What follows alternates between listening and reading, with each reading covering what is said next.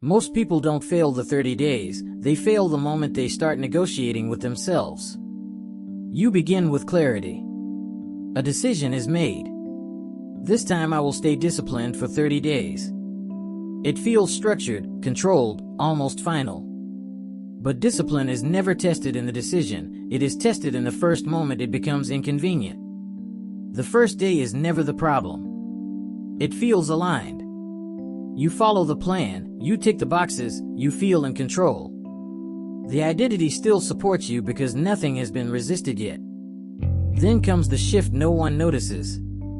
On day 3 or 4, the mind starts introducing flexibility. Not rebellion, just small exceptions.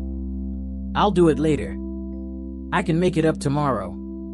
And because it sounds logical, you accept it. That is where the 30-day structure quietly begins to collapse.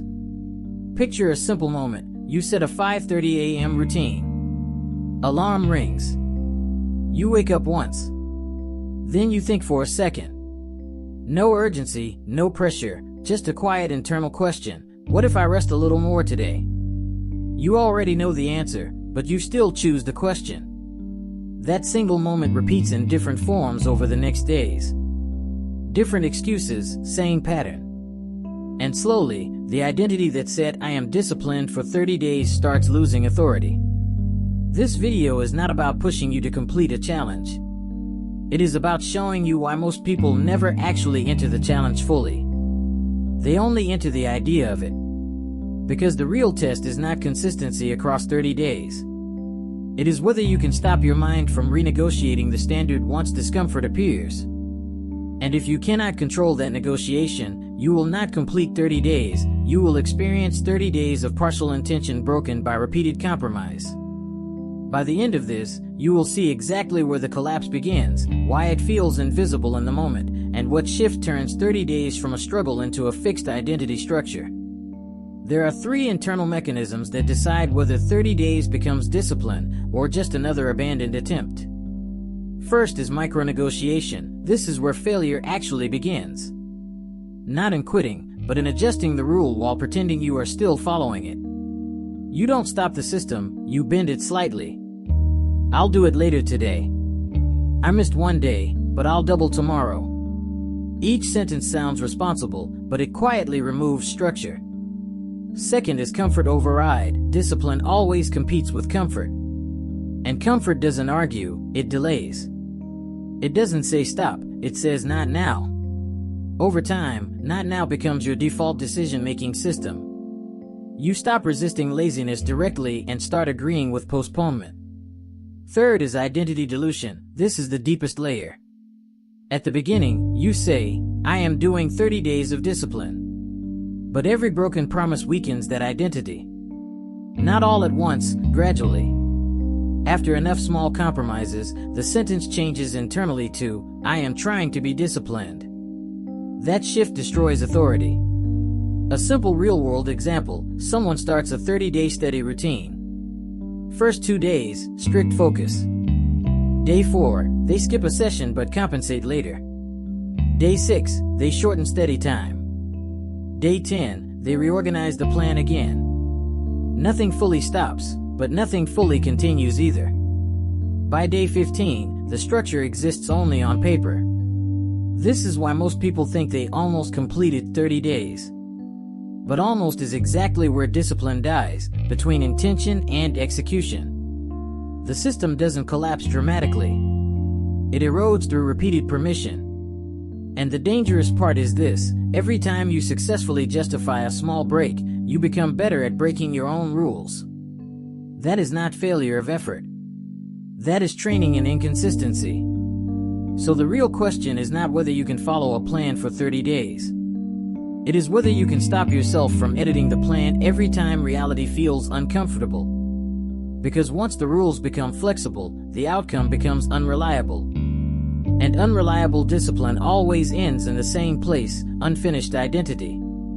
The real battle of 30 days is never physical effort, it is repetition without emotional support. Most people misunderstand discipline.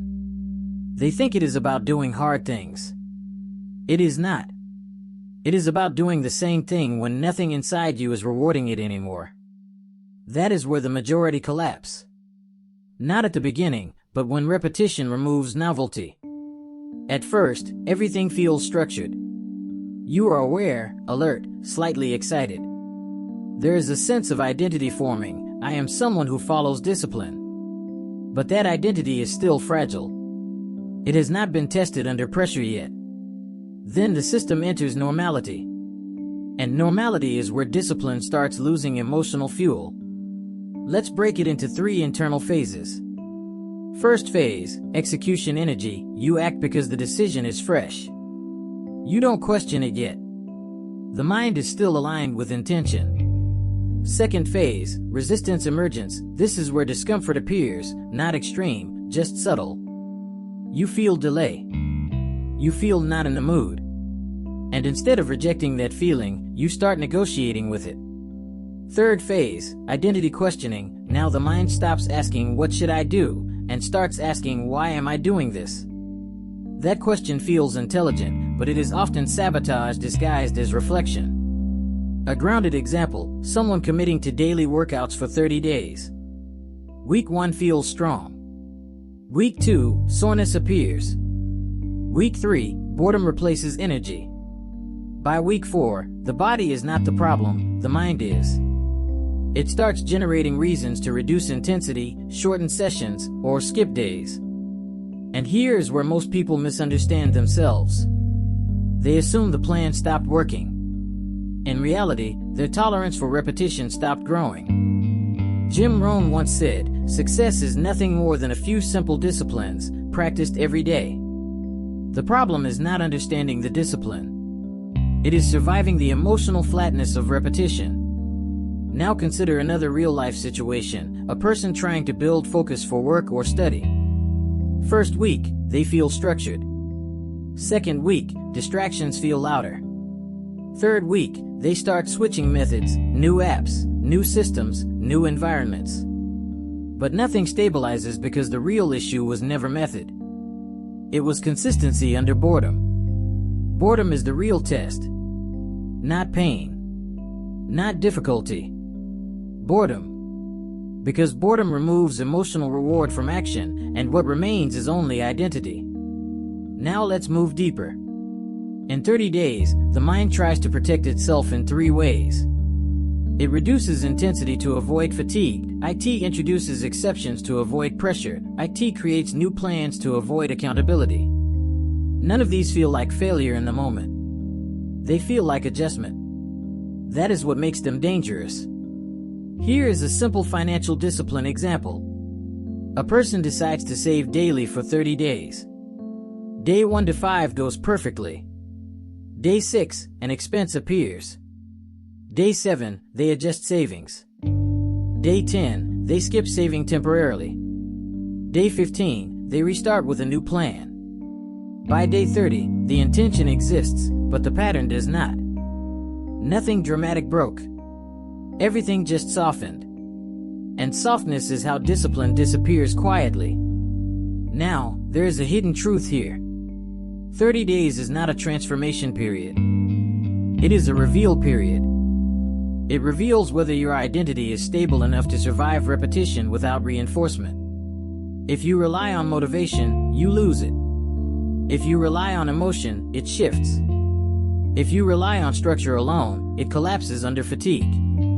Only one thing survives, identity-based consistency. But identity is not built by declaring it. It is built by refusing to interrupt it during low-energy phases. That is why most people never complete 30 days, not because they are incapable, but because they keep waiting for the system to feel supportive. It never does. Discipline is not designed to support you. It is designed to expose whether you are stable without support. And once that exposure begins, you either stabilize or you slowly exit without noticing. At some point in the 30-day cycle, discipline stops being about effort and starts becoming about identity stability under pressure. This is where most people misread their own progress. They think discipline is something they maintain. In reality, it is something that either becomes automatic or gets constantly rewritten. If you are still deciding daily whether to follow your plan, you are not in discipline, you are in negotiation. And negotiation always leaks consistency over time. The shift that matters is simple but uncomfortable. You stop treating discipline as something you do when conditions are right, and start treating it as something that defines your baseline behavior regardless of conditions. This is where compounding begins, not in results, but in reliability. Most people look for visible change too early. They expect external proof within days. But discipline does not reward early observation. It rewards uninterrupted behavior. A person who repeats imperfect action for 30 days is still ahead of someone who starts and restarts 5 times with better systems. Because consistency builds identity faster than optimization ever will. Responsibility becomes the turning point here. Not motivation. Not planning. Responsibility. You either did what you said, or you didn't. And over time, that binary truth shapes how you see yourself more than any goal or ambition. There is a quiet internal shift that happens when you stop justifying small breaks. You stop explaining your inconsistency to yourself. You stop needing emotional agreement before action. That is where discipline becomes real. And once it becomes real, the 30-day structure loses its psychological power over you. It is no longer a challenge, it is just continuation of behavior. Self-respect is built in this stage, not in achievement but in repetition without internal debate. Every time you complete a task without negotiating with your mood, you strengthen the part of you that trusts action over feeling. And every time you negotiate, you weaken that trust slightly. That is why discipline is not about intensity. It is about reducing internal dialogue until action becomes the default response. At this point in the 30-day cycle, the goal is no longer transformation. The goal is stability under repetition. Because once stability is built, progress stops being fragile. It becomes inevitable. Most people never finish 30 days not because the system is difficult, but because they keep expecting it to become easier before they fully commit to it. That expectation is the first break in discipline. The reality is simpler and less comfortable. Nothing about repetition is designed to feel rewarding in the moment. The reward is delayed, and most people quit inside that delay. The ones who complete it are not relying on motivation anymore. They are operating on a different standard. What is decided is already done. By the end of 30 days, the visible change is not always dramatic. But the internal structure is.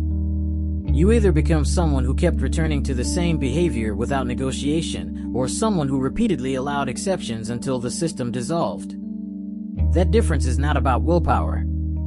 It is about whether your actions were allowed to be questioned every day or not. Because once action stops being debated internally, discipline stops feeling like effort. It becomes default. And at that point, you don't need a challenge to behave with structure. You already are structured in how you respond. Most people will look at 30 days as a test of endurance. But the real test was always simpler. How quickly do you stop negotiating with yourself when no one is forcing you? The answer to that question is what defines whether discipline becomes your identity or remains just an unfinished attempt.